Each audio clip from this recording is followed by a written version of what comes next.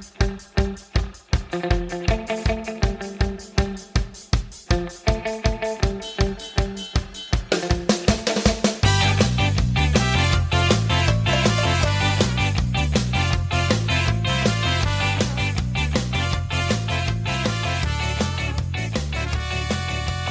and welcome back to the I Fox the Juice podcast. I'm your host, Juice, and I'm here with my co-host, the abandoned dog to my Dallas airport, Reen. Reen, what's up? Man, I'm trying to eat my 3-piece, damn it. What the fuck? Yeah, Frank Shamrock got to come over here and fuck everything up. So, yeah, man. I almost spit out my soda.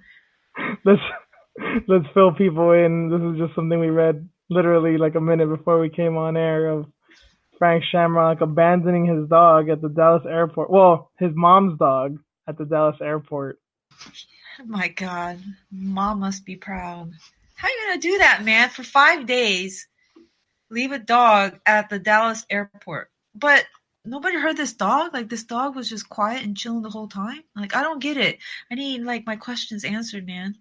Like, I have some questions. It's just so funny that he was like, he's seeming like a good Samaritan. Like, oh yeah, he was saying that he was going to go to court, that he's not scared of any of the charges. Like, it almost sounds like he was saying like, oh, I thought I was doing the right thing because he's 7 years old and he has a bad hip. Like, nobody would want him. I mean, Jesus Christ, man, can you be any more ignorant and or cold? Right? Like, he's like, well, the dog got the help that he needs now, so we're all good. But yeah, I'll take whatever punishment you're going to dish out at me. Yeah. What a piece of shit, man. Why don't he just drive back to California with the dog or something? I have no. That's the thing that's fucked up about this. Like, there's no good answers. I mean, I don't think animal cruelty could ever be forgiven in the eyes of most people. But it's like, why in this fashion? You Yeah, know, like, yeah, it's so negligent. It's ridiculous. yeah. It's so fucking. Yeah. Look at that dog's face. Looks so sweet. It's only what, 7 years old, maybe? It's not even Yeah. that old. He says 7, like if it was like 15 years old, like, oh, he's gonna croak any day now. It's like, dude, he's like not even middle aged in dog years. Shoot, man. Can we just tie him up and leave him at the Dallas airport? Like, piece of shit with no food. Yeah, it's bad. It's obviously serious, but it's so nonsensical that we can't. There's no words to put in, what his thought process was here. So I guess it's just better to laugh at it because there's no rhyme or reason to it. But Yeah. I, What the hell, man? I hope Well, I hope they throw the book at him for sure. right? Well, that's funny. I liked one of these posts.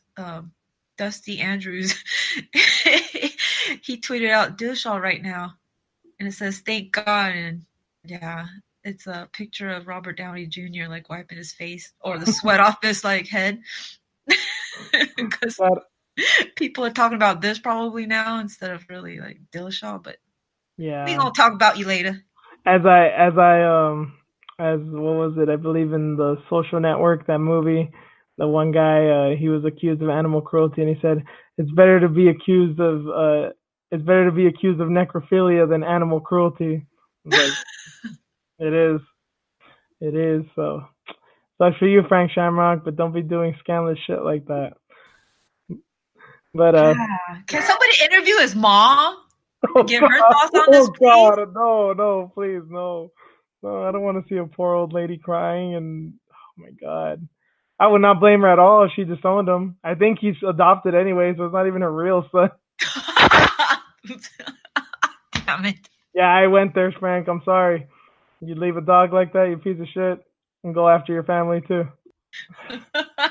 Sorry. That's not my son. Literally. You don't have to take responsibility for him anymore. He's a grown ass man. And he's not biologically yours. Piece of shit. Anyway, so we're gonna jump right in, guys. So as usual, we have a review to go over. We have a preview, news, tweet of the week, a random news story. You know the deal. So let's jump right in. So we're gonna go with the UFC London review. Um, Reen, I believe you got most of your picks right, because yeah, I was wrong with Till. I picked Till. Most? It was all of them. All of them? God I, dang it. I swept. Oh, that's right. I forgot about your post. Yeah. Yeah. Yeah, I man. even commented on it. Yep. That's Yeah, true. man. Uh-huh. Yeah. So I differed on Duffy. I went with Duffy and I went with Till. And yeah, we agreed on everything else. So yeah, I got those two wrong. I want to give a quick shout out to Molly McCann though. Man, if it wasn't for the main event, she for sure would have got fight of the night. And then that fucking, or I don't know if did you see? Did she get did she break her orbital? Cause that, Yeah.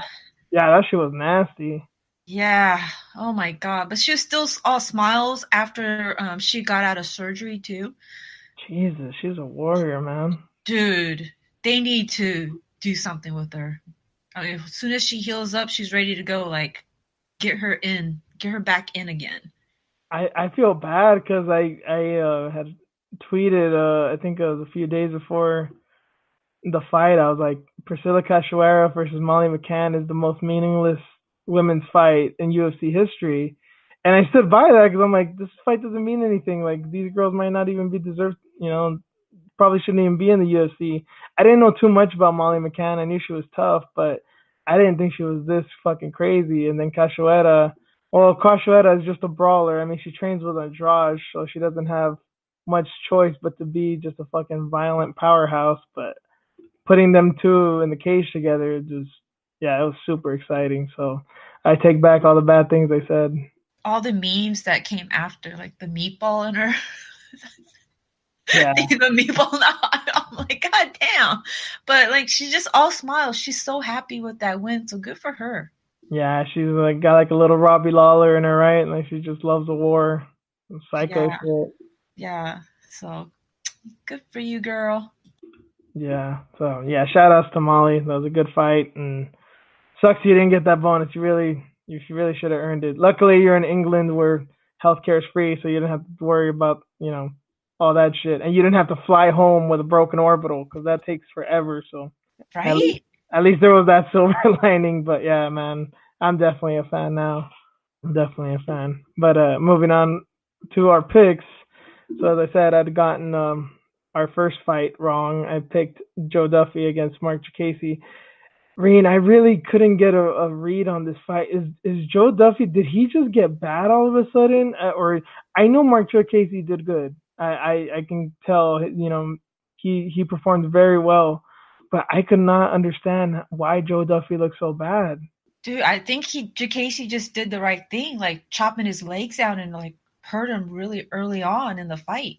And you saw that, right? Like he could barely stand on that leg. Yeah, he just looked lost. Like he just looked like he stopped fighting like a couple of minutes in, and I mean, I guess those kicks would be a good reason, but Yeah, Jacasey, he did whatever. He out grappled him, he out struck him. I thought Duffy would have some success, especially in the grappling, and Jacasey did kind of wall install at points, but I mean, he was the one in the control, and he was the one doing the damage. So I don't really have many complaints about it, but I was just so shocked that Duffy couldn't do anything. yeah. I know, poor Duffy. Yeah, I feel bad for him because I look at him like he got his ass beat by Poirier. He got knocked out by Vic. He just lost to Jacasey. It's like he hasn't had many meaningful wins inside the UFC, and it's like, and then he had that big contract dispute. It's like I'm just wondering if the UFC's regretting signing him back or if they're just gonna let him go because he's definitely not. He doesn't have that aura anymore of the last guy to beat Connor before the UFC. Yeah, I wonder what's gonna happen with him. But the Casey man, at the end, they couldn't even interview him, and I got emotional too. Yeah, that was touching. I mean, you can't blame the guy. He was what on a 3-fight losing streak, literally fighting for his job. There's no way he would have continued to be on the roster if he lost, and just that pressure of being in his country, performing.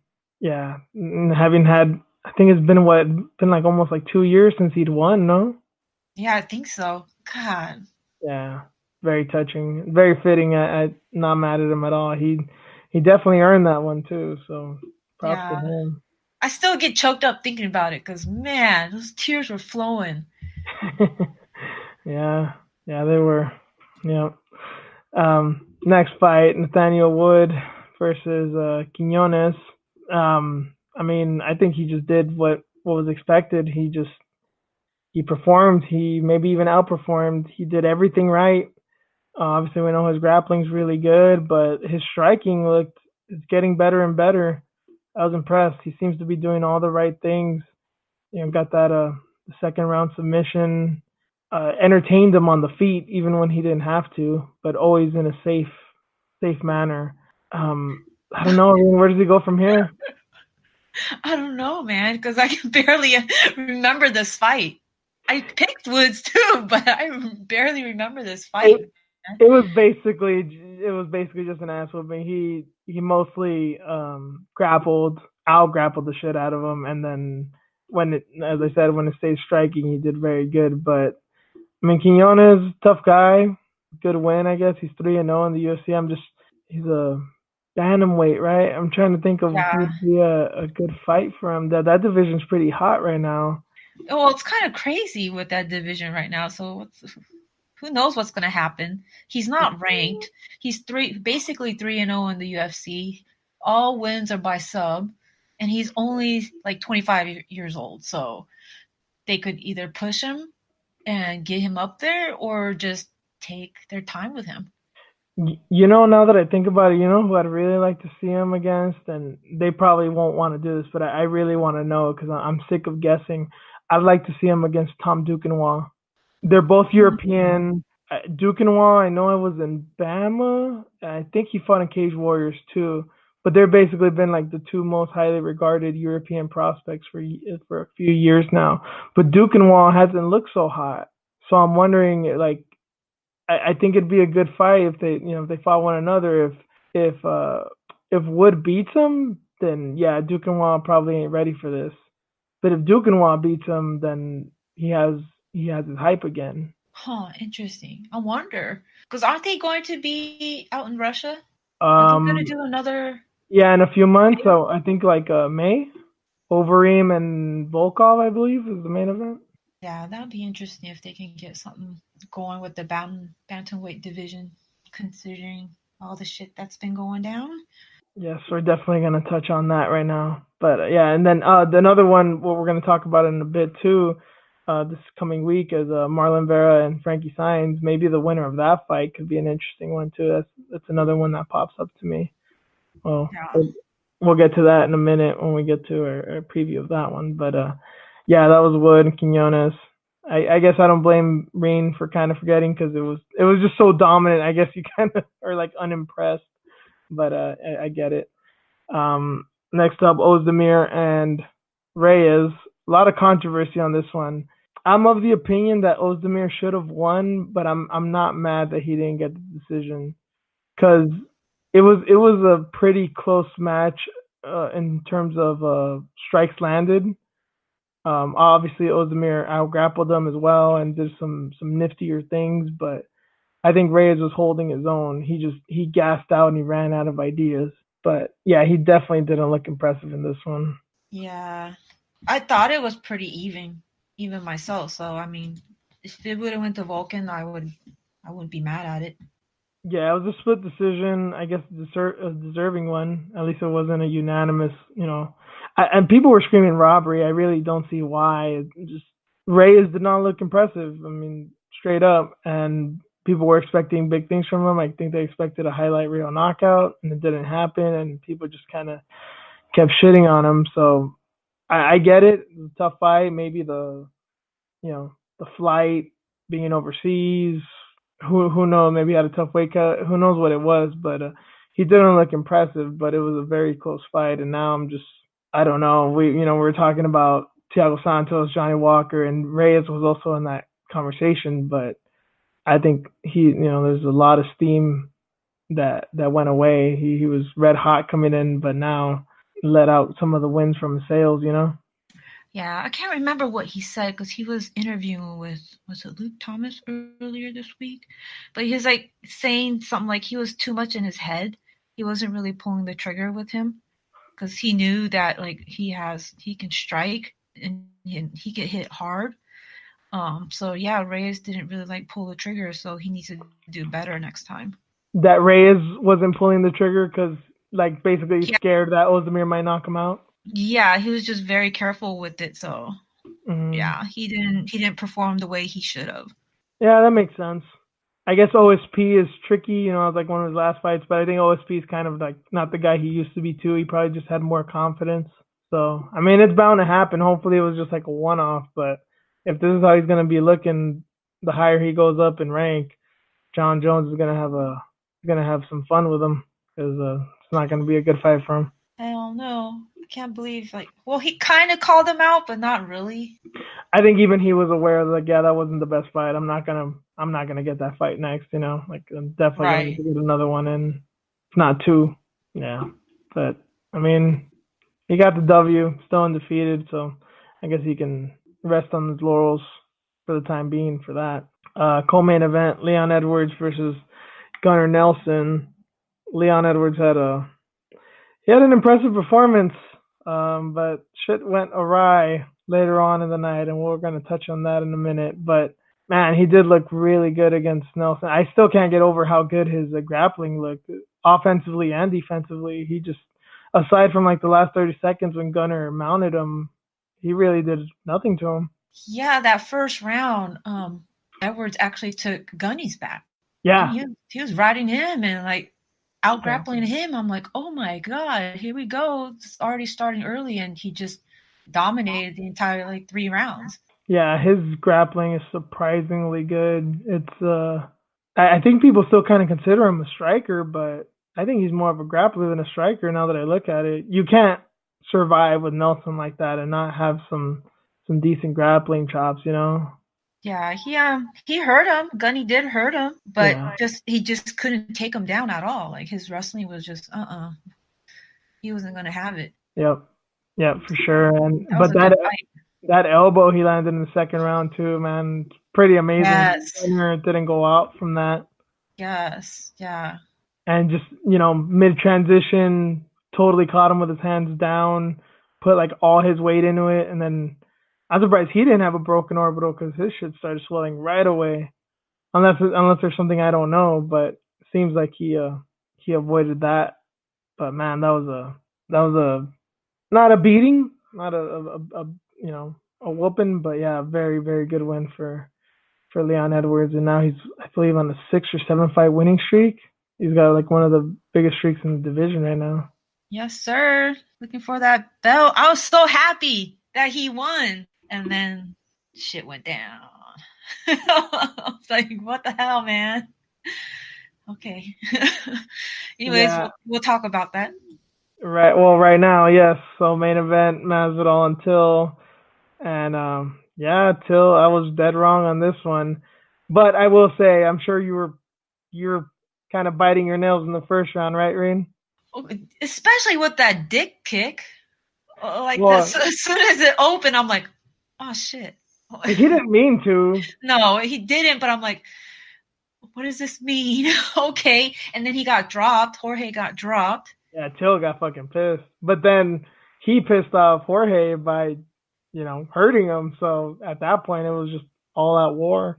Yeah. And I like both of the fighters smiling at each other. Like they were taking big shots from each other and they're just sitting there smiling and having a good time. And in the second round, it was like 228 in the second round. Like Jorge hit him really hard and hurt him. And that's when that sequence just started. Like Till was backing up. Yeah, against the cage, right? He landed like a 3 or 4 punch combination, and you could tell on his face like, oh shit, that one hurt me, and he started backing up. Yep. And then that was like the end of it. And we saw what happened there. Like, but yeah, I was so happy for him just because, people counted him out. Till is big, he's the better fighter and this and that. Like, yeah, he looked huge. Oh my God. His thighs, his just body, like, he looks so much bigger than Jorge. So I get it that people were like, "Oh yeah, he's a bigger fighter, so he's gonna definitely dominate." But hey, man, you can't count out Jorge.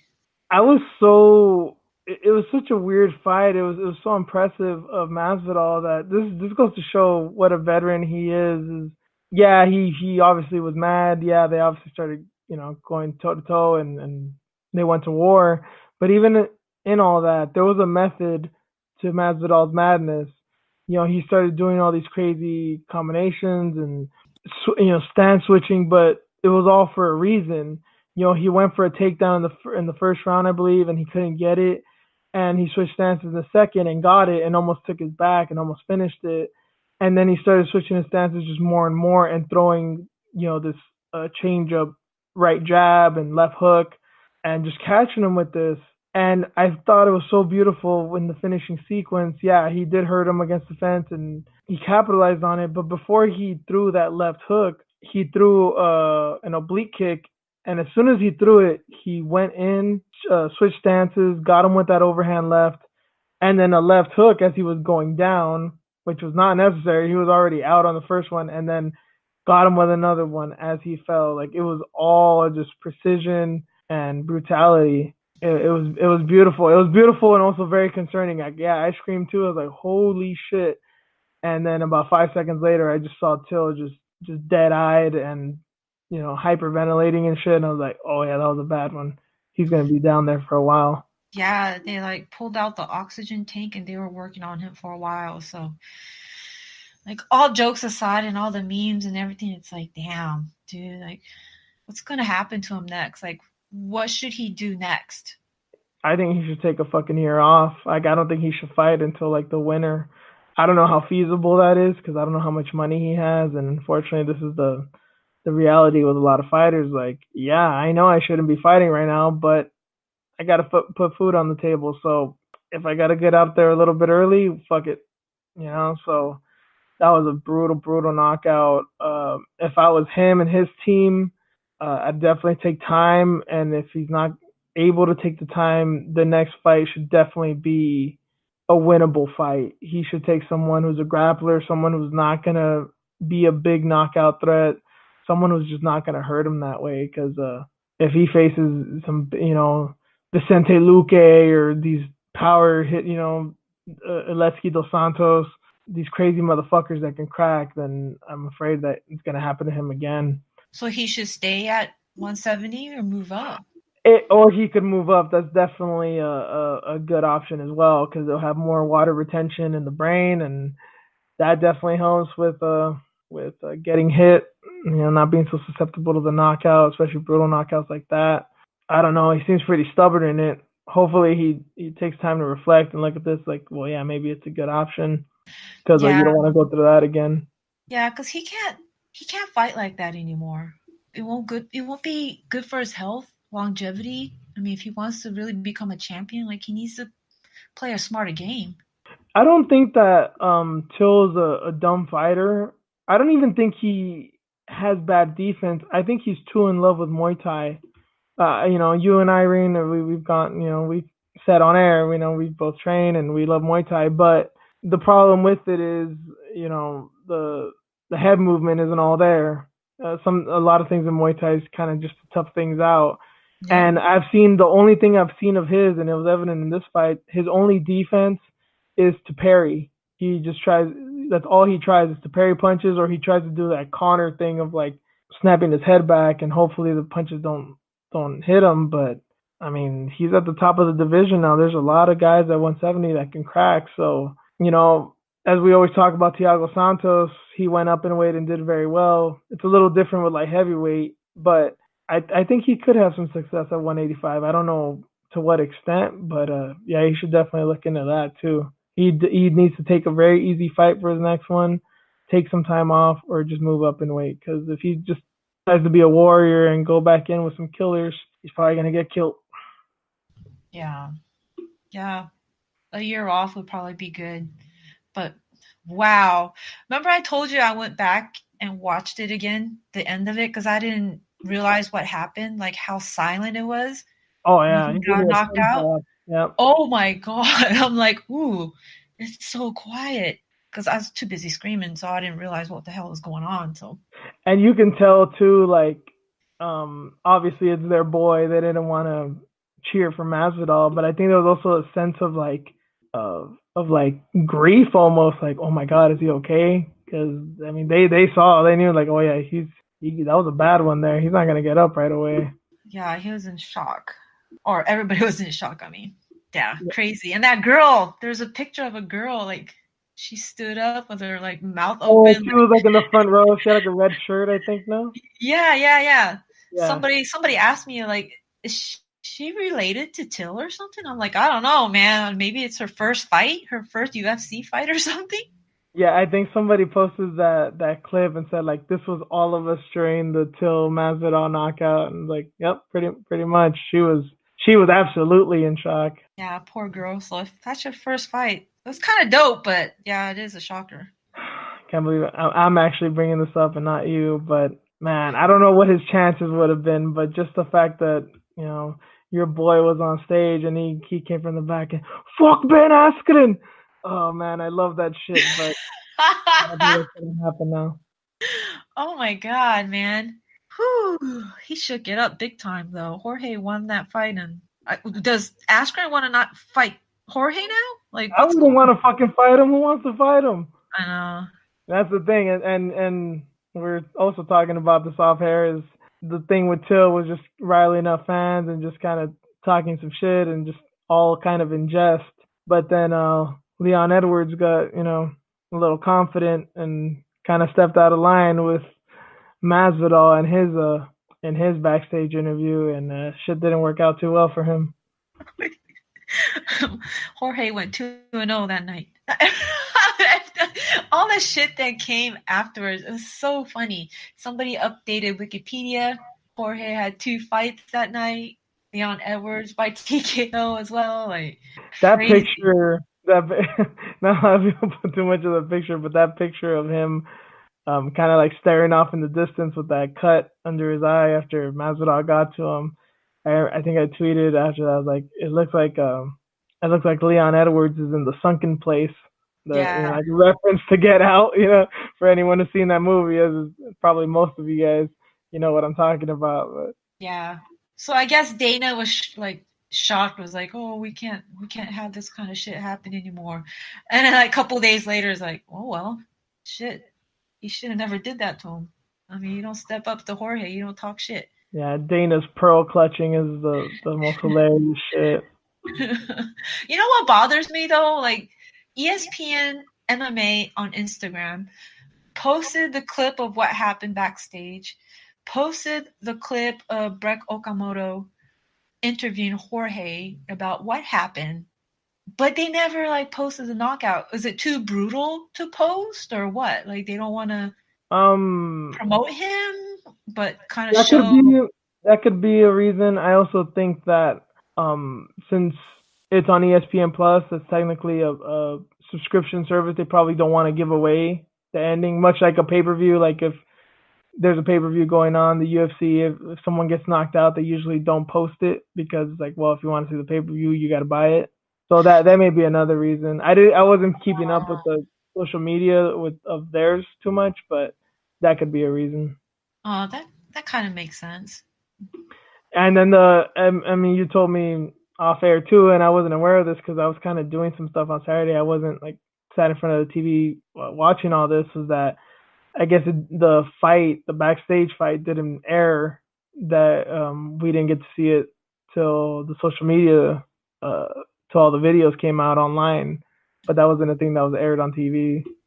Yeah, like I was watching it and then he was walking back and then something happened. I didn't get to really see it and it like cut off air.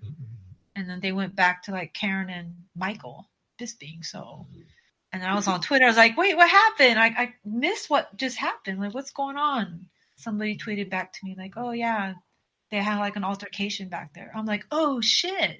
Like It was Leon and Jorge, I'm like, they both walked away with wins. That's not good. it was so funny that this thing was kind of like had to play the professional part, like, oh, that's not good, like that shouldn't have happened, but you could tell in his eyes it's just like, fuck, that shit was awesome. Oh yeah, he totally loved that.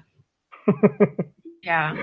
Although Bisping kind of bitched up when Masvidal was talking shit to him back in the day. And you know what? I'm not even going to make fun of Bisping because I like Bisping, and he was smart to not go after Masvidal because look what could have happened to him. Right. He could have had 3-piece too.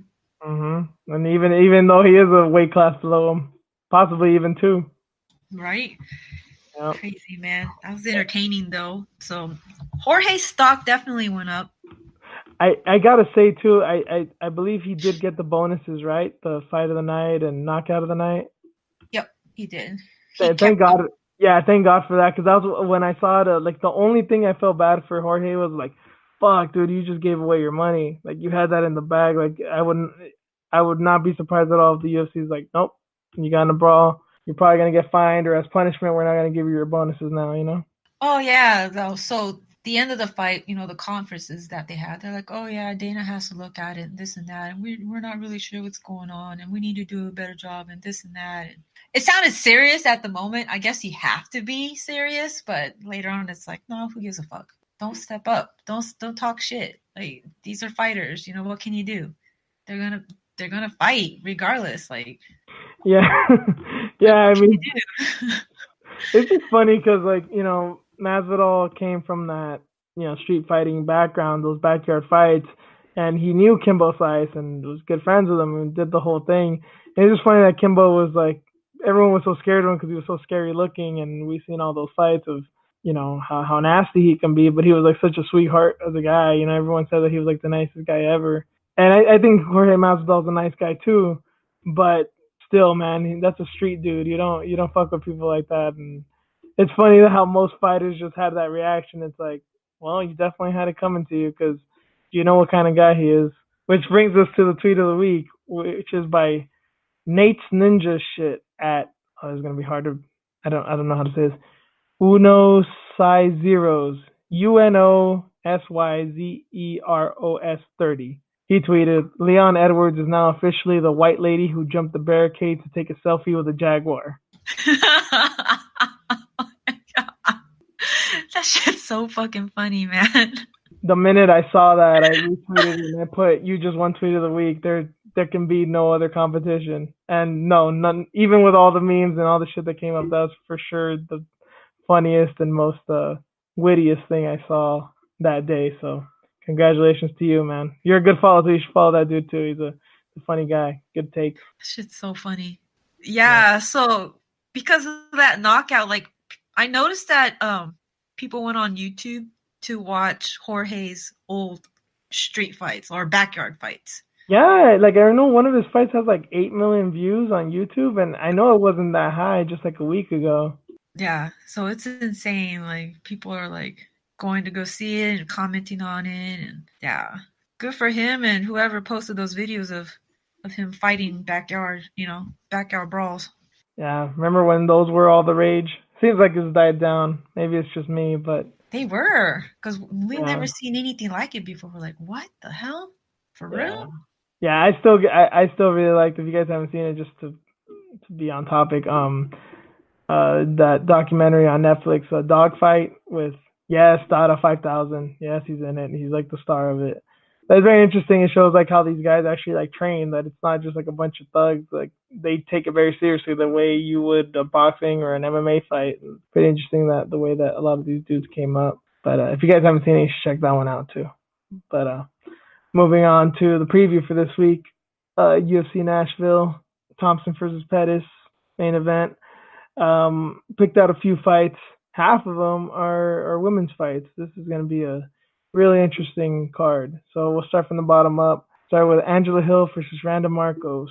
This is a tough one for me. Marcos is a better grappler. Hill's a much better striker, but they've both been kind of inconsistent. Um, I still have a lot of hope in Hill. I think she can come back to form, like in her Invicta days. And Marcos has just been so inconsistent, and she shows like no real signs of progress. So I think I'm gonna have to go with Hill here. Man, I can't choose. What? Random Marcos by spinning back fist? He has uh, to land one eventually. man, if she can if she can take Hill down and control her, then yeah. I mean, she could definitely win it on the ground, but if she keeps it standing, and she did say that she's been focusing on Muay Thai lately and, realized the holes in her game. If she does that though, like Hill's gonna like piece her up. So Yeah, this is a toss up for me, man. Like I have Marcos, but I have Hill in my head. I like Marcos more, I think. Um Man, I think I'll go with Hill too. Just be she's a on the better all around fighter. I mean, be on the safe side. yeah, because I like Randa. Like I want her to get this win, but it's gonna be tough for her. All right, so Tiredness. we're both going Hill there. Well, Cali girl, well, closer to me. She's from SoCal, trained in San Diego. But Yeah. gotta, there's always that common bond that we have. So we'll go with the Cali chick. Next up, Jennifer Maya and Alexis Davis. I am possibly the world's biggest Jennifer Maya fan. That fight, the rematch with her and Porto, is still top five favorite women's fights ever. Probably top 10 or top 15 favorite fights ever. It was so bananas, so technical, but so brutal. And her crying after she won the belt, it was so poignant. And then I was calling her like the female Robbie Lawler in her Invicta run because she was just having these really close fights where she was just getting her ass beat, and all of a sudden the last 3 rounds would just come back and put a whooping on girls. She made her UFC debut not too long ago and lost to Liz Carmouche. And Liz Carmouche has been looking pretty good, so I guess that's nothing. That's not that big of a deal. But Lexis Davis, she's a veteran. She's been there and done that. Good submissions. I don't know, Maya. That tendency of Maya to kind of get in these close fights. I don't know. I don't know if that's gonna work to her advantage or disadvantage here because Davis can scrap when she wants to. Yep, and she's a good grappler too. So um, I'm going with Davis, of course, because She's she's in that NorCal. CSA, right? She's that Yes, CSA, sir. right? Yes, Yeah. sir. She's been around. She's a veteran of the sport. So yeah, I gotta go with Alexis Davis. I can't go against Maya. I gotta go with her. That's my girl, man. She's one of my favorite fighters for sure. She's I don't know. She's so charming to me, and she's so humble. I don't know. I like everything about her, and she's so entertaining too. If you guys haven't, you guys should really go and see her Invicta fights if you haven't. But I hope the vintage Maya comes out. Carmouche kind of stifled her, and she couldn't really show everything that she was doing. But she couldn't really show her total skill set. But Davis, her being a scrappy little one, hopefully it turns into a real brawl. But I'm gonna pick Maya in it. Man, these fights are kind of fun, huh? This card, Yeah, I think so. And the next one, Macy Barber versus JJ Aldrich. Okay, the so future, the future, the future. silence, woman, silence. Jesus, getting me all sexist here and shit. I'll let you start, Reen, because that was rude of me. And secondly, I just needed to regain my thoughts after you saying that goddamn name. Go ahead. Damn, man, Barbara is just a. I don't know. I was watching her the past two fights. She's a little monster, man, and she's moving up to flyweight now. So I like her because she plays with her elbows a lot. I like the way she utilizes her elbows, her kicks. She's 6-0. She's only 20 years old. She plans on staying at this division for a while too, she said. So, Well, I did as much as I don't like her. I read enough about. Did you see some of the stuff she was saying about her diet? That to get to 115, she was eating like 500 calories a day. oh my god. So good for her. I mean, and she's what 20, right? She's 21, maybe. That can't be healthy at all. And you're Fuck training and no. only eating 500 calories? Yeah, that's ridiculous. That's God ridiculous. damn. As much as I don't like her, I will. Yeah, it's definitely the smart move to go up. But yeah, that means I didn't. I forgot she was fighting. I forgot that JJ was also a strawweight, so they're both going up for this one. And Macy definitely looks the bigger of the two. I was wondering how she was making 115 because she's a big girl. She's 5'5".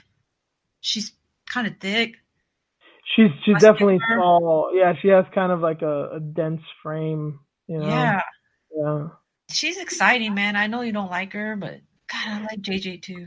This doesn't help that I've been a big JJ Aldrich fan for years. I mean, basically since her Invicta debut. I saw her at one of the Invicta fights I covered years ago, and I didn't recognize her until after I'd left, and I was like, man, I really would have liked to take a picture with her and stuff, but or at least to say hi to her. But yeah, I'm a big JJ fan. She's so technical, she's so fun, but I don't know, she kind of seems small at strawweight to me, and her going up, I usually am in favor of this, but I don't know if it'll help her here.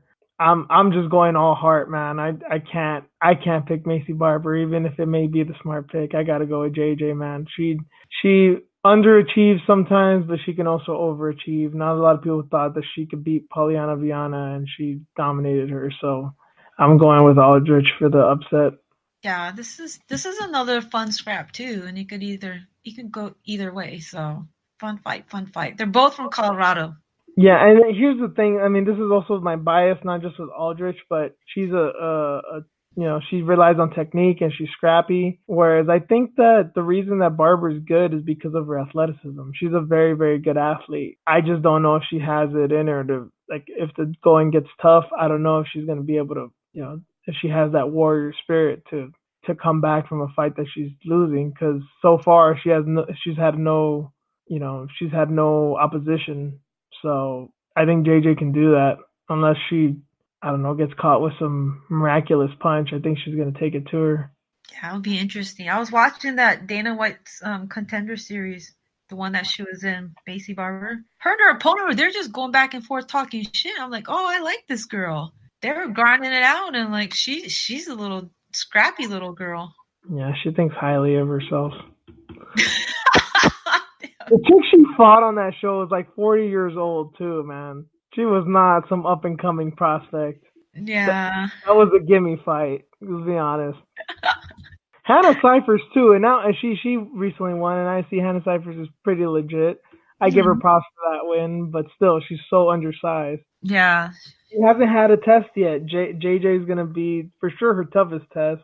I don't know if it's the toughest test, but it'll be her toughest test to date. Yeah, it's gonna be interesting. It's gonna be scrappy. So you are going with Barber? Yeah, I'm still gonna go with her. Okay, all right. Yeah. I It's figured tough, earlier. man. I know it's tough, but like I'll go with her. I'll go opposite. We'll make it fun. Cool, cool. Well, so far it looks like we've. Oh wait. Oh no, you went with Hill. Never mind. Never mind. Almost went with Marcos, but you went with Hill. God, yeah. I love Rhonda. I know. Rhonda Marcos. Marcos. She has a cool name. Yep. I Cool like her red hair background. too. Yeah, that ratchet red hair. Damn. No, and I'm not. Well, it does sound insulting, but that's Excuse what me. my friends and I have coined it since we saw it because, at least in our neck of the woods, only the ratchets rock that. Oh, okay. hmm But anyway, so next fight, Marlon Chito Vera versus Frankie Saenz. This one's gonna be hella fun too. Damn, man. This is evenly matched for me too, honestly. I can't. There's a few fighters that have really grabbed my heart lately. And Kamaru is the most recent one, but I think the one right before that was Vera. Just seeing his fights, just he keeps winning in this spectacular fashion. The story with his daughter, I really like Frankie Saenz too. He's a scrappy motherfucker, but I hope it's a really good fight. I don't see any reason how it's not, but I gotta go with Vera here. Yeah, I have Vera down for my pick. But it's so tough. Like, man, that the way he fucked up Guido Canetti in his last fight too, and in his home, and man, it was in Argentina too. It was their debut in Argentina. He's like one of the few Argentinian fighters, and he fucked that boy up, man. He was getting fucked up, and he just came back like, nope, not today, and just beat his ass and choked him out. It was beautiful. And Vera's never been finished in the UFC, and he even fought John Lineker and didn't get finished. Vera fought Lineker? Yeah. Oh yes, I remember that now. Yeah, he's a tough dude, man. Yeah, that's Yeah, that's I'm that's gonna a go with man Vera. right. That's a man right there. If I Lineker and have him knocked out, man. Right? You lived, you like walked out of there? Cool, man. Good for you. And you're how old? Yeah, dude. Crazy. So yeah, Vera. It's gonna be a fun fight, this one too. Yeah, yeah. So both going Vera there. Next up, we got co-main event: Curtis Blades versus Justin Willis. Justin Willis just beat Mark Hunt in his retirement fight. Curtis Blades just got knocked out by Francis Ngannou for the second time. Curtis Blades, I think, is much better than Justin Willis. They're both wrestlers. They're both big dudes. One seems to be on the come up, and Curtis Blades, I guess this is a fight of is he still there or Is is he all right from the last fight? Like, yeah, did it yeah. did it change his life? I couldn't find the words, and you popped in. Yeah, that's exactly what I was thinking. Yeah, it's tough. I don't know if this is gonna be like pure wrestling or if they're just gonna cancel each other out and strike. Uh, Willis is a big dude, but I just have the feeling that Blades hits harder. Yeah, but I wonder if he doesn't want to get hit and he's just gonna grind it out and just put him on his ass. Just be smart about it this time instead of keeping it standing. Well, I mean, is it easier said than done, right? I mean, Willis Yeah, is a good wrestler too, you big know. boy, big boy. Yep, Yeah, and he's a NorCal dude. AKA, right? Yep, he's at Yeah. AKA. Yeah, I've seen I think I'm thinking of the right guy. He had posted like a little bit after his UFC debut that like he likes to help out kids like to train, like that he'll help any kid out who wants to train that they can come in anytime or something. Yeah, pretty boy. That's his Yeah. name. Yeah, that's him. Yep, that was him. Yeah, I remember seeing that on the post or whatever. Yep, Yeah. yep, yep. Good guy, good guy. But I think I'm just gonna go with Blades. I think just his experience and I think it was a hiccup against Blades. Against Ngannou. I mean, a really yeah, big hiccup, but I think he still got it. yeah. I have Blades by decision too for my pick. I think he'll go to decision. I still can't get over his, how he fucked up Alistair. That image, that clip doesn't get out of my mind. So I'm pretty sure he could do something like that to Willis if he's 100%. So yeah, going with Blades there. Main event: Stephen Wonderboy Thompson and Anthony Showtime Pettis. Really weird fight, really interesting fight. Possibly could be a really fun fight. Also, possibly could be a kind of boring fight. Um, obviously, Stephen. What? That meme popped up in my head with the two Spider-Mans like pointing at each Uh, other. Like, because it could be one of those like fights where they're just going back and forth and just either staring at each other or trying to fill each other out because one's a karate dude, one's a taekwondo good dude. Can't even like say that right now. But yeah, TKD. So I just wonder how it's gonna go. When it was first announced, I was like, "Holy shit, this is cool!" But I'm like, "Wait a minute, it doesn't really make sense." Now Pettis is going from 145 to 155 to what now 170? Like, yeah. holy shit, man, that's a big jump. But like he was saying, like he's already fought everybody at 155. So yeah, this he wanted to get a fight. Um, Wonder Boy needed a fight. I guess he tried to get a fight with Robbie Lawler. That fell through. He tried to get a fight with Leon Edwards. Of course, Leon just fought, so nobody wanted to fight him. He couldn't get a fight. So when Pettis called him out, he was like, sure, okay, let's make it happen. So this is how it came about. Oh yeah, I forgot he called him out. Yeah, on Twitter, I believe, right? Yep. So Yeah. Yeah, props to Showtime. I mean, I guess be careful what you wish for, but I mean, we were talking off air about. I think there's two things that there's a question going in, and then there's, I guess, a prediction. So the question is if Wonder Boy has ever fought a striker as good as Pettis, and has Pettis ever fought a striker as good as Wonder Boy? I guess with Pettis, we could say that it was Barboza, probably the best striker he's fought. But I don't think Wonder Boy has fought a striker that good, at least in MMA. But being his traditional martial arts background and his kickboxing background, he's undefeated. I mean, I guess you could say that he's the better striker, and he's obviously bigger. But Showtime's it's not going to be anything he hasn't seen before. yeah, and I'm going with size here. I have Wonder Boy. I picked Wonder Boy because of size, but like it could go either way. I don't know. I just have a tough time seeing Pettis getting enough power to actually knock out Wonder Boy. I mean, I guess he could submit him too, but I Wonder Boy has pretty underrated grappling defense. You know, he's Yeah, obviously not a good grappler, but he's pretty good at keeping people off of him. yeah, Yeah, I think for sure you got to go with Wonder Boy. The other thing we were talking about though, as far as the matchup, is that yeah, for sure this can be boring given that you know they're kind of open space fighters, and it's not like they're the most pressuring style of fighter. But I just have a feeling it's gonna resemble Anderson Silva versus Israel Adesanya a lot. Like maybe obviously minus the taunting, but I think it's gonna be a lot of that, like capoeira kick into spinning back kick into sweeps into high kicks. If it's that kind of fight, I mean, I guess what else could you ask for? But I just hope it's not a staring contest. yeah. They respect each other too much, just like Izzy and Anderson. Well, I think that can go here too. You know, I mean, Yeah, uh, Pettis is definitely going to respect the bigger guy, yeah, and the background too. You know, they both came up in similar backgrounds, and Wonder Boy's possibly the nicest human being on earth. So I don't see him having any kind of personal problem with Pettis, or he's going to want to take it to him. So yeah. So if Showtime beats Wonder Boy, he's a top Wonder five Boy's fighter. right because Wonder Boy's top three. He's ranked number three. So if he wins, then he's going to be automatically up in that top five position in the mix And with the belt, possibly. And as as he said himself, he won't fight Askren and Woodley, and those are top five guys right there. Yeah. So maybe he just goes back down. Maybe I don't know. Maybe he just wants to get a break, win or lose. I'm really interested to see what happens with him Yeah. This card, there's a lot of fun fights. for sure. Yeah, this one's cool, so I'm looking forward to this one. Yep, Like same it here. does, a lot of them it doesn't really make sense, but I'm like, okay. Like a lot of them are like unranked.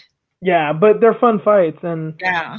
they're fights that although the a lot of some of the people are unranked, if they win, you can easily see them being ranked. Yep. Yeah. Eventually, right? Well, I Yeah. mean, I think even following, a good win for Barber, a good win for Aldrich, a good win for Maya, Marcos. A lot of these guys can mean good things. So I think we'll see a little shake up next week. Moving on from MMA real quick, we wanted to talk about fight, the boxing fight that happened last week of Errol Spence Jr. versus Mikey Garcia at took place at AT&T Stadium, the aka the Dallas Cowboys Stadium, like 45,000 people or so. And reports came out this week that it sold over 300,000 buys, somewhere between 300 and 400,000 pay-per-view buys, which not a lot of people were expecting. This is the first time that either of them have headlined, and they did a pretty successful pay-per-view number. God Um, damn. yeah. Well, you saw most of the fight, right, Rin? Yeah, I did. What did you? I wasn't part of that 304,000 buys. Yeah, because you went to a friend's house. Yep. Yeah, Allegedly.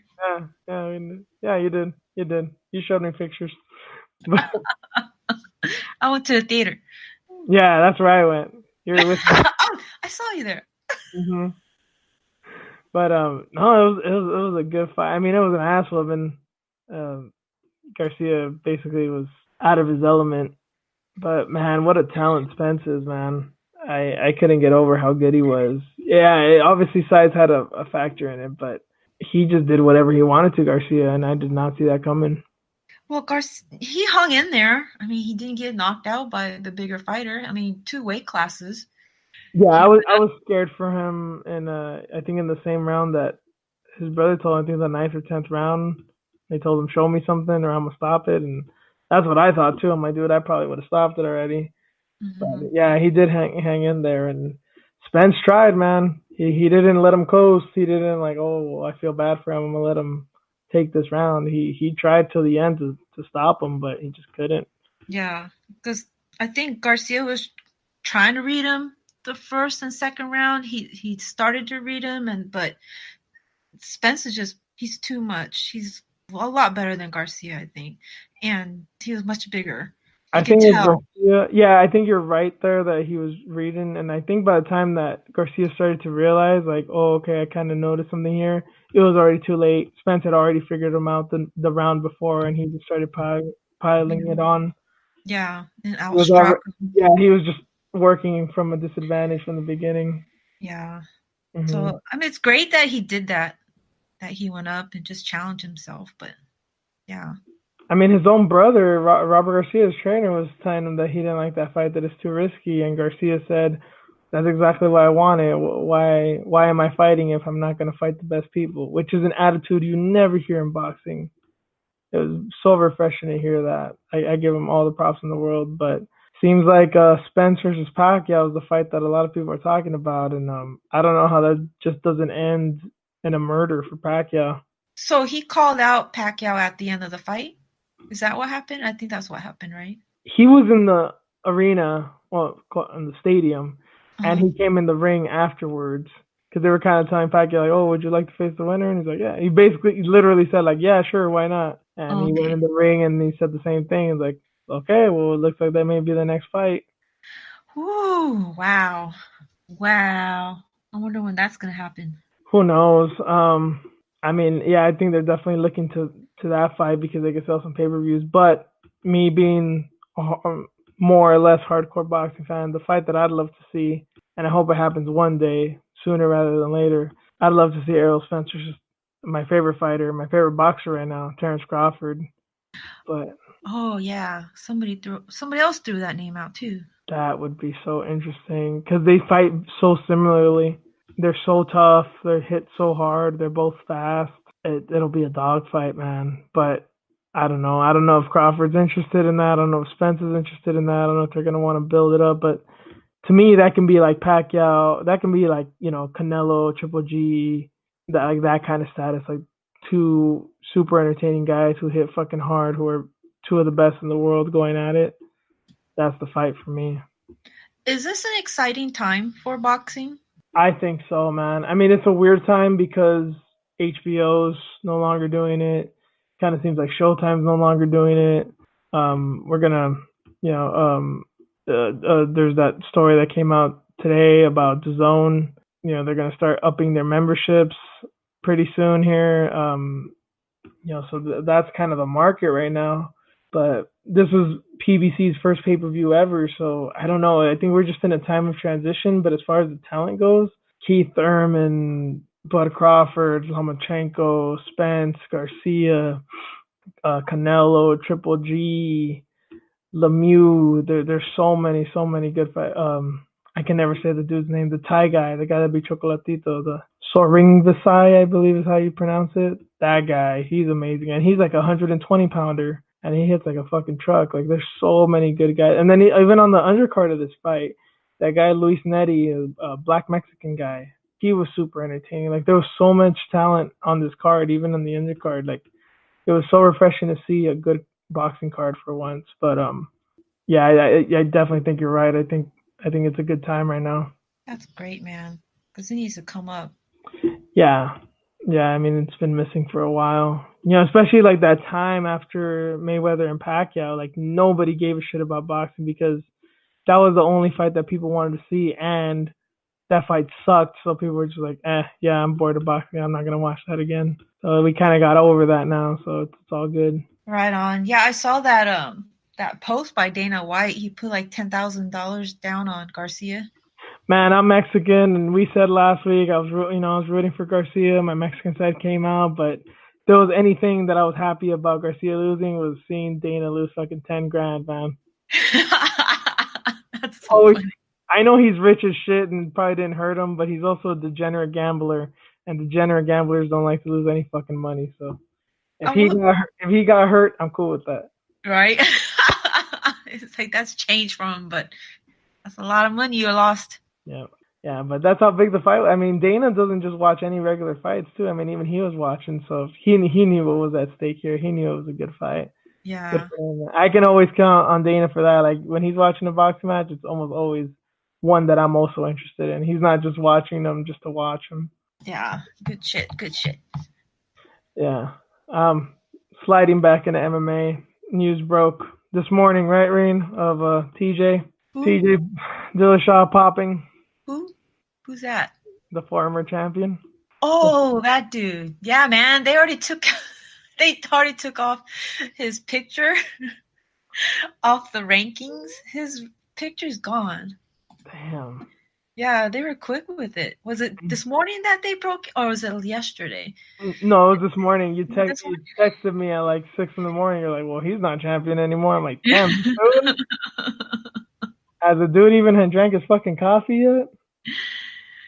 Crazy, man. So There's I no. wonder what happened. They haven't really said anything, but that picture that they had of him, remember he was weight cutting and he had all those supplements around him? Like, is it one of those bottles that was tainted, or was he really on the sauce, or what's going on? I'm gonna just guess that something went wrong with the weight cut. His diet. I think more than anything, it could be a diuretic, because I don't know how the fuck he got down to that weight, and him just looking so sucked out, him looking like a fucking crackhead. I think there's something going on with his body, so he probably took something to help him. Maybe he was feeling unhealthy and he took some kind of medicine that probably had a drug in it that was banned. Probably didn't look at it or didn't think about it, or a diuretic because there was no way he was gonna cut out. There was no way he was gonna be able to cut those last 2-3 pounds or whatever. It was I'm not the biggest Dillashaw fan, but I remember being very happy that he lost that fight against Cejudo. Not just because I picked Cejudo, but I was like, it was just gonna be a clusterfuck if he won. But also, it was basically gonna encourage people to go down in weight to challenge for other belts. He was the first guy to go down in weight and to challenge for a belt. And I'm thankful that he lost because it's like, well, if you want to go down, look what's gonna happen to you. You're probably gonna get knocked out because that weight cut is too brutal. People have gone up and won the belt, but he's the only one that went down and he failed. So I'm glad that there's that. And then who knows when this news comes out of when we actually find out what he did. Hopefully, it also veers people away from that too. Yeah. So prior to this loss, he beat Cody twice, right? Okay, so if it is steroids, then what does that say? Like he beat Cody because he was on stuff? He was on the sauce? Well, Cody was the one saying that he taught everyone at Alpha Male to do steroids, which also is also like. Ugh. So does that mean that you're snitching on your homies that other fighters in your gym were doing steroids thanks to TJ? Man. Because you could have just said, I saw TJ do steroids and not bring in your whole team. But Cody, being a smart ass self, decided to have truthful Tourette's and blurted that shit out. Crazy, man. It's such a mess, and just his legacy, TJ's legacy is it down the tubes? If it is steroids or something that enhance his performance? I don't even know, man, because I never thought too highly of him. He's definitely good, and he is one of the best bantamweights to date. But a lot of people were saying that he was the best bantamweight ever. Like, no, dude, that's still Cruz. It's gonna take a while for me to say anyone other than Cruz. I mean, he was undefeated for what, like 10 years, 11 years. I know he had a bunch of injuries, but still, like Cody was his first loss, and like since Uriah Faber, his only losses are Uriah Faber and Cody. So Yeah, he was definitely going towards that though as one of the best bantamweights, but well, yeah, it's now just that's people. It's the same thing with like Woodley. Like people were saying that Woodley was already like the best welterweight ever. Like how? How did he beat GSP? How did he outdo all these accomplishments? Like, that's exactly how I feel with TJ. Like he's definitely good. He's maybe number two, but nah, he's not gonna take over Cruz anytime soon. And then, well, now he's definitely not. So, all I'm gonna say is Marlon Moraes, champion 2019, motherfuckers. I told you. I told you months ago, and there's no way. I don't care who's fighting for the belt next or what happens. There's no way Marlon Moraes doesn't fight for it, and there's no way that I don't favor him against whoever. I don't care if it's Cejudo, um, oh god, Munoz, Cody. He'll fuck them all up. I think. I don't want it to be Cejudo. I want Cejudo. If they're gonna keep this division, the flyweight division, I want Cejudo to defend it down there and stay down there and just keep it going. Yeah, I don't want him to do it either, but I don't know. It also seems like, well, this is actually really interesting because it seems like Dana was always bending over backwards for TJ for some reason, and now it's like, well, he's out of the picture. So what are you gonna do now? Are you gonna do the right thing and let Cejudo just keep his belt and defend down there? But it I, also seems like Cejudo doesn't seem that interested in that either. oh my God, he needs to do that so the bantamweight division could just get back on track. Like, okay, he gave up the belt. TJ gave it up and said, "Peace out. I gotta deal with this shit with Lasada." So hopefully we can get the bantamweight division back up and running again. Yeah, who knows? Who knows? I don't know. It seems like it's all on Dana right now, and all I know is that Moraes is gonna fight for that belt. I just don't know against who. In an ideal world, him and Munoz. That's Yeah. fun. That's violent. That's brutal. That's entertaining. And out of everybody, if there's somebody that is gonna beat Moraes, I think it could be a guy like Munoz, a guy who's down to scrap, a guy who can obviously knock people out, as we just saw, and a guy who has really good submissions. Like if Moraes doesn't mind his P's and Q's, he could get guillotined, he could get dropped. Yeah, I think that's the one. I think that's the most entertaining one. But it's also the fight that people are hyped on Moraes, the hardcore fans, but not too many people know who he is. And then it seems like not a lot of people know who Munoz is. So it's probably not the most marketable fight, but it's definitely the best fight, I feel. Oh man. You know who else put their name in the hat? Did you see Peter Yan? He I'm, tweeted out. I'm gonna quote my boy Pedro Munoz here. He can suck my balls. I just checked the rankings. He's like up to number 8 now. Good for him. Nah, no. All jokes aside, Peter Yan's awesome. Reen and I are big fans of his, obviously, but he needs to wait his turn right now. He needs to. I'd love to see him and Sterling. I think that's Ooh. like a good like number one, number two contender type fight. But yeah, Yan needs to just slow his roll for the time being because it's Moraes time and hopefully Munoz time, but probably Cejudo most likely. Oh God. He didn't get Nikki Bella, so now he's got to go for that fucking belt, and maybe that's the way that he'll get her because he's not giving up on that shit. Doesn't seem like. Come back, Nikki. Come I don't, back. what happened with her? I don't know. Oh, I guess she's with some other dude. But Fucking I want her to like come back so she can make sure like she like keeps him company and busy. Leave the bantamweight division alone. yeah, yeah. Well, god damn it, Henry Cejudo. There's no good segue here. Just what a fucking corny mother. I love him. I love him. He's a good guy. He's a good guy, but his corniness and he's fucking a lot of shit up, man. That gold medal got to him. The gold medal got to him, and then he had to win a belt, and then it just got doubled. But anyway, moving on from that, the UFC announced that UFC 237, the Brazil card, is going to be main evented by Rose Namajunas and Jessica Andrade. And I, for one, love this. I think this is great because I always feel that the UFC missed the boat with Joanna. I know that they'll say, oh, well, we put her on Fox Sports 1 and we put her on the co-main event to Rousey and the Connor fights and blah, blah, blah. But she never was able to test her value. She never had a main event pay-per-view spot. And some people will say that, oh, maybe she just wasn't done that good. But I'll never forget when Ronda fought Kat Zingano. That wasn't supposed to happen. She was supposed to be the co-main event to that one too.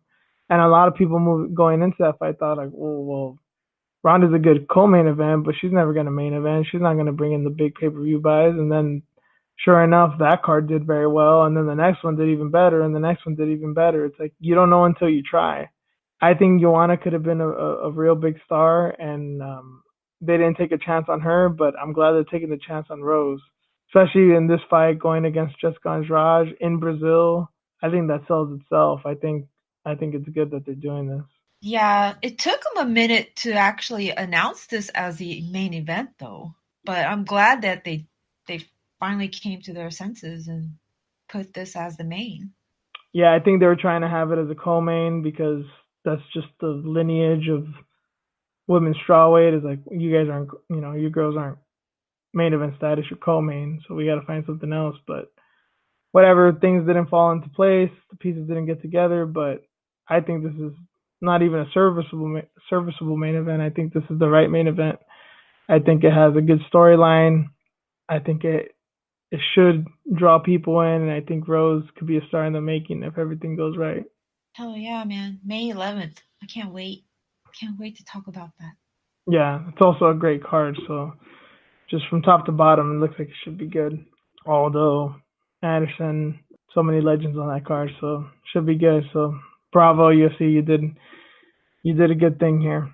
Speaking of pay-per-views, though, they just announced earlier in the week too that UFC pay-per-views are now exclusive to ESPN Plus.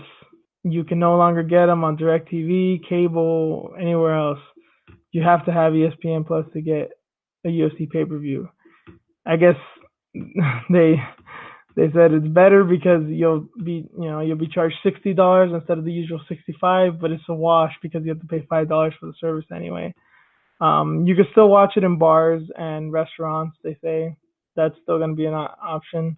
I don't know how much more they're going to charge them, or it's still going to be as common as it used to be. But I don't know. What do you think about this move, Rain? It seems like they're doing the thing of like boxing is the only thing left that's pay per view, like old school pay per view. But I don't know if this is going to help or hurt them. I don't know, man. I hope they come out with certain bundle deals and package deals because I'm looking at it right now and I'm like, well, what's the benefit what's the benefit for people that were streaming it from a different source or getting off of PS4 or whatever, however they were getting it? Like, what's the benefit? They're gonna have to pay more, and what? And subscribe to ESPN Plus?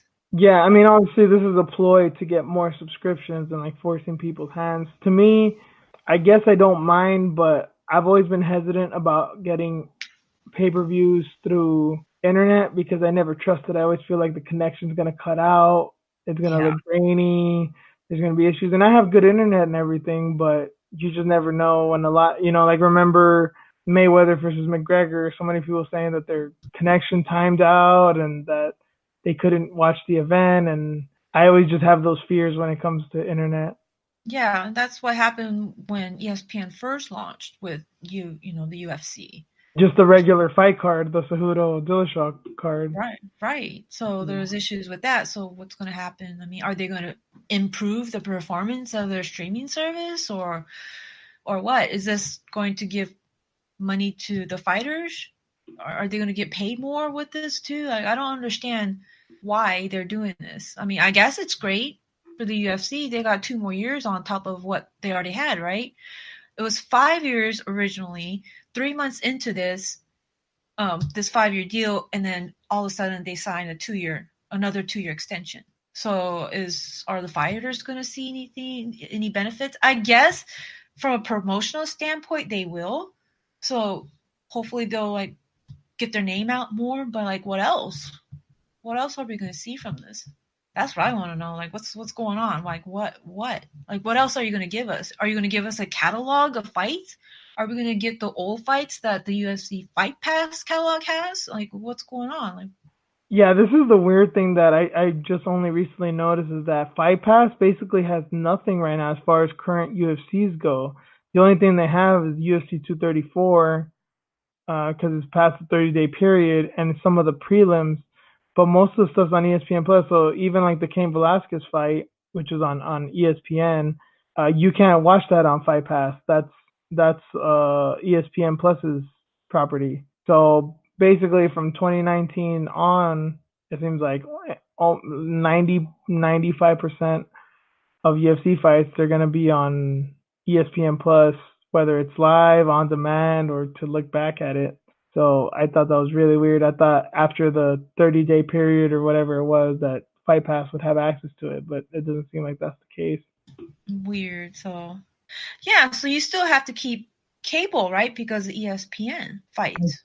I think so. I have cable, so I don't know. ESPN Plus to me, I don't know if there's a difference whether you have it or not, but yeah, that's kind of shady if that's the Yeah, case. Because if you had it all under one streaming service, then I get it.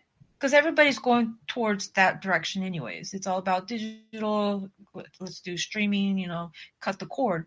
But if you still have to have cable service and then the $5 a month, and then now you got to pay $60 here, like what's the benefit? I don't see no benefit. There's nothing really changes other than now you really have to get it off of ESPN Plus, and that's it. Yeah, you're just jumping through more hoops. Crazy, man. Yeah, it doesn't seem like it's nonsensical. I don't get it. I know it's a business move, but I don't see the benefit to anyone else. But hopefully it's not too much of a clusterfuck and we can proceed as usual. Because I guarantee you, if there's any streaming issues in the first event or two, that they're going to see a lot of cancellations or a lot of angry letters, and I don't think they'll be able to ignore them. Can we get commercials? And the pay-per-views? Yeah, can we get commercials or something instead of just that like ESPN screen or whatever? Like, well, and the pay-per-views they always have something going on, so I don't think they're gonna do that for the actual pay-per-view. huh?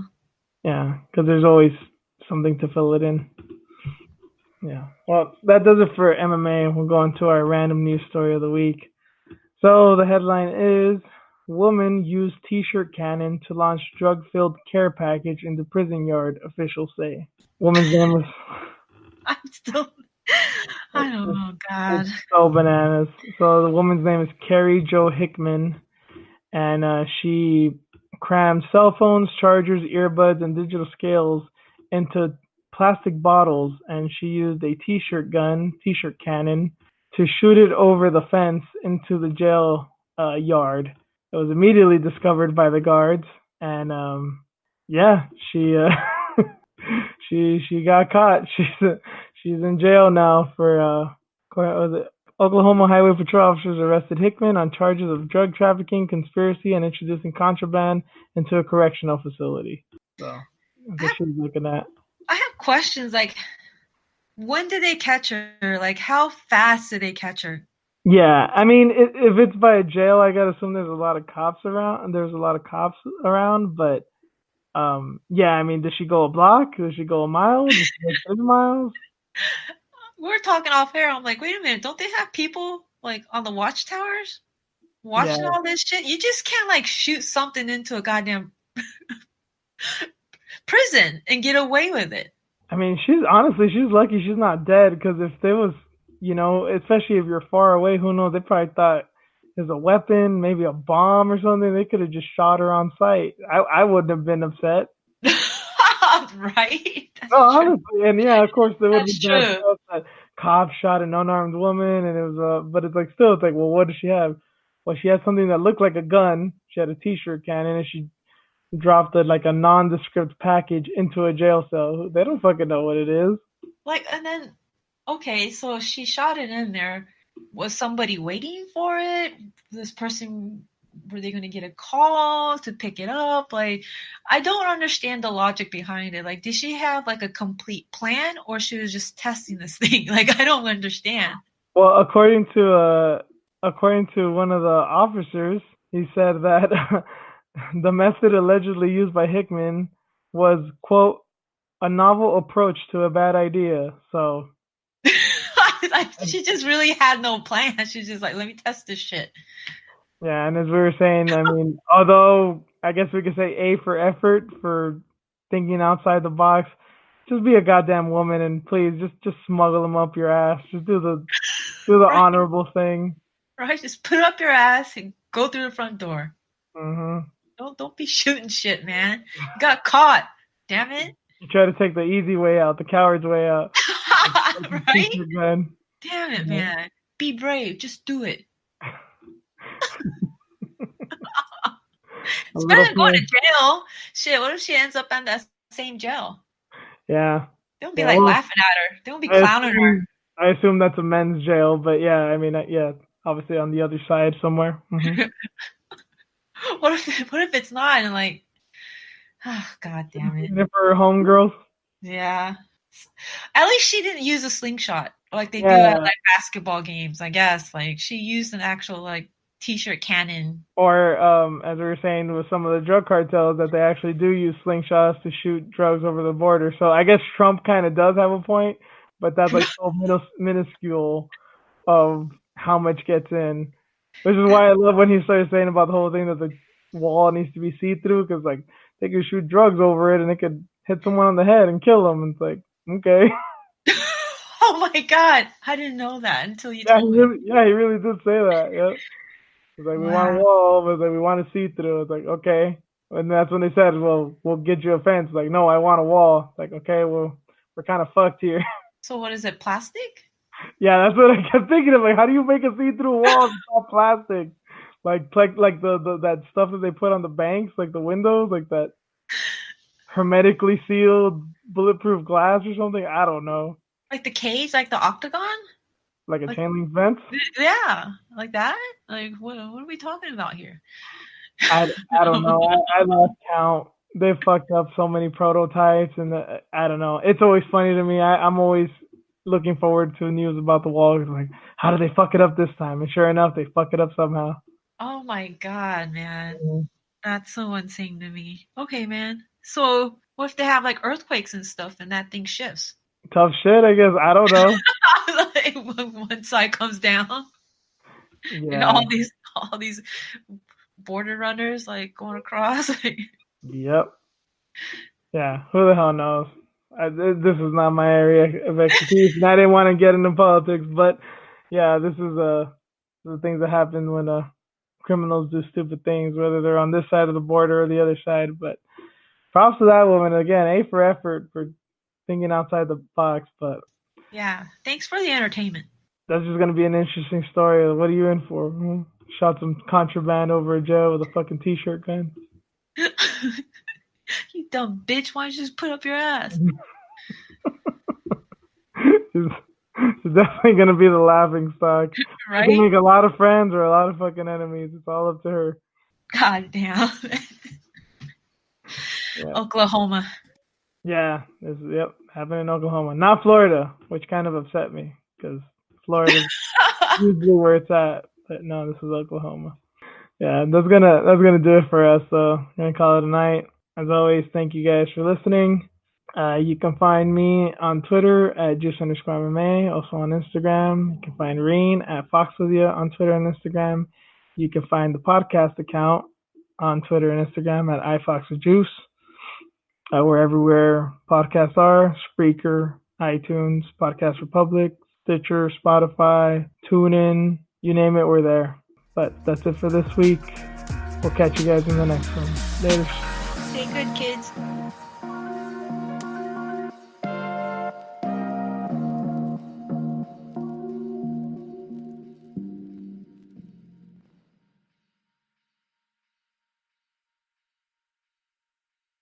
I have a question. Godzilla. Who's saying it wrong? Americans? It's Gojira, not Godzilla. So you... It's Gojira. It sounds nothing like Godzilla. So how did we come up with that? I don't know. Y'all tell me. You know that there's a metal band called Gojira? Oh, really? Gojira. Gojira. How do you say it? Can you say it again? Gojira. Gojira. It sounds so cool. It sounds cool because I know it's authentic and not racist. It's funny that we would always say that to make fun of you guys, you know, like, oh, fucking Japanese, like, oh, it's Gojira. But ironically, we're the ones saying it wrong. Yeah, that's our character. Why are you trying to tell us how to say it? He was created by us, motherfuckers. I know.